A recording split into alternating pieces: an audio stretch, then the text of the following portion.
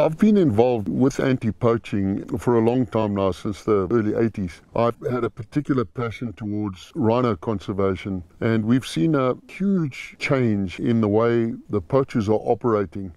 In the early 80s in the Zambezi Valley, anti-poaching was very much a military-type operation where poachers' spoor was found where they'd crossed the river. They were followed. Night observation posts were put up because the poachers in those days would always make a fire at night to keep the lions away. Then the ground troops would go in, follow tracks or ambush them or attack a camp at night where the fire could be observed with night vision equipment. It was basically an on-the-ground operation that was done by putting boots on the ground. We had huge success in capturing rhino poachers and also taking them out. The whole poaching methodology has changed a lot. These guys they're top-notch now.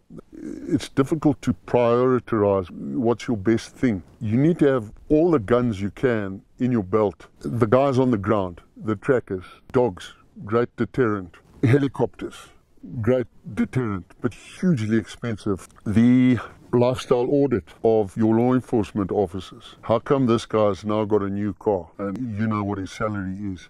The poachers' syndicates have infiltrated the law enforcement agents, and we have a lot of situations where information is being passed to the poachers from inside either a conservancy or a national park, and that information is fed back to the poachers. They do things like they'll go into an area and they'll send the weapon with somebody not associated with them or no connection to them, so that if the weapon is found in a roadblock, they're not associated with it. They might bury the weapon in a known place. They'll get into a conservancy where there are fences, and they'll stay where they crossed the fence for 2 days to make sure that they haven't been detected where they've come into the conservancy. Then they put on socks to cover their spoor, which is a extremely difficult track to follow. The top trackers are able to see the spoor, but your general scouts and trackers aren't ace of the base guys. We now use dogs to speed up the tracking. The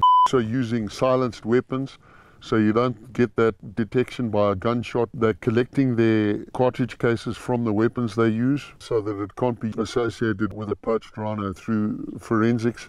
It's really important these days to have a really good informer network. The network and the system I'm setting up here has been slow because we don't have money to go and find an informer in every village. It's a long and time-consuming process of firstly identifying informers that you can use and then verifying their validity of the information that they're giving you. The guys that are good, once they get going, they're like a dog after a rat. They see the reward and they see it's pretty simple stuff of just paying attention and listening and going where you're going to find information. We've had cases where informers have been double agents and they will tell you one thing that the poachers are doing and then go and tell the poachers that you're counteracting that, and it's a real cloak and dagger game. Information comes in all sorts of different ways, be it the barman at a shebeen sees a guy with a box of matches that are from Zambia, and that sort of information gets to us that no, there were some guys that could be from Zambia. So that's information you have to put into a big 1,000-piece jigsaw puzzle, and the bits of information from all these informers slowly get together. You'll start picking up a modus of operandus that this guy and this weapon are connected. We know that this weapon is being held in such and such a place, and this guy will come and collect it in such and such a vehicle, and that vehicle was seen at such and such a place. And it really is a spider web of information that needs to be put together until you get something solid. The top level of the informer network is where the law enforcement agencies are actually able to infiltrate a poaching gang and actually get somebody on the inside of the gang who knows who the hunter is, when he's hunting, and can then feed information. There have been situations where the informer has actually gone on poaching sorties to go and poach rhino in conservancies with the poachers, which is extremely difficult and dangerous, because he knows that there's going to be a punch-up, and the guys involved in setting up the ambush know that he's in there. Looking after your informers is a big thing. Paying the informers, you're talking about small amounts of money here. You're talking about paying a guy $20 because he saw that box of Zambian matches.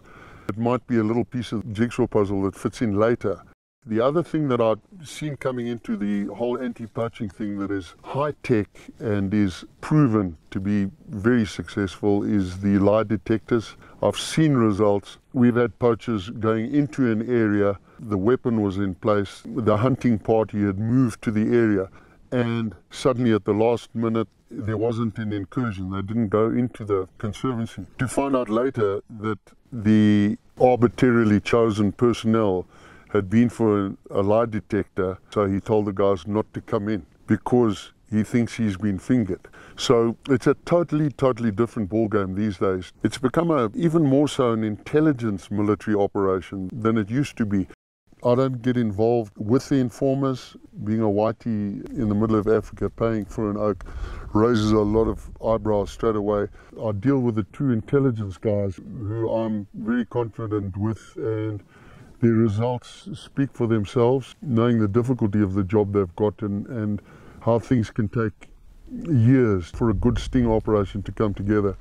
We've been building a very nice picture here of a gang that is operating. In fact, there's two gangs that share the same weapon, and we know where the weapon is being held, etc., etc. And that's all just on little bits of information that have come in that cost a few bucks here and there.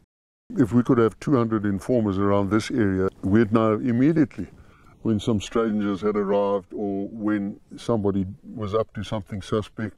And then you can set up things to catch them or prevent them from coming in. I've managed to get some funding together. We're not talking tens of thousands or anything. We're talking probably $3,000 or $4,000 that I've used for informers in the last 2 years. I do have fundraising drives now and again. The Zimbabwe Professional Guards Association has been very helpful. Private individuals have donated a couple of $100 here or there. So, yeah, that's pretty much what I'm involved with on, grassroots level here.